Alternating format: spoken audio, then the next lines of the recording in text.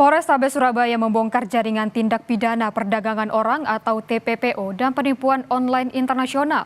41 WNA dan 3 WNI yang diduga terlibat aksi scamming lintas negara ditangkap.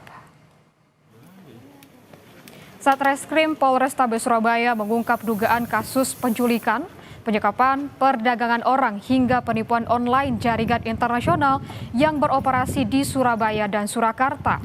Dalam pengungkapan itu, polisi menangkap 44 orang yang terdiri dari 30 warga negara Tiongkok, 7 warga negara Taiwan, 4 warga negara Jepang, dan 3 warga negara Indonesia.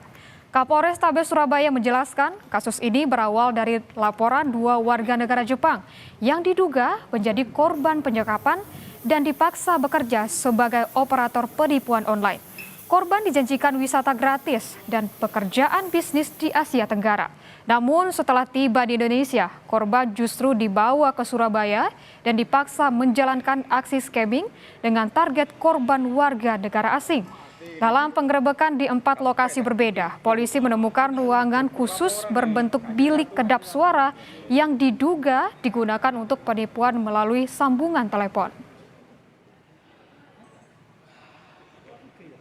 Sebanyak 44 orang. Kita masih terus melakukan pendalaman dan setiap informasi yang kita dapatkan kita menindaklanjuti untuk kita memberantas jaringan ini.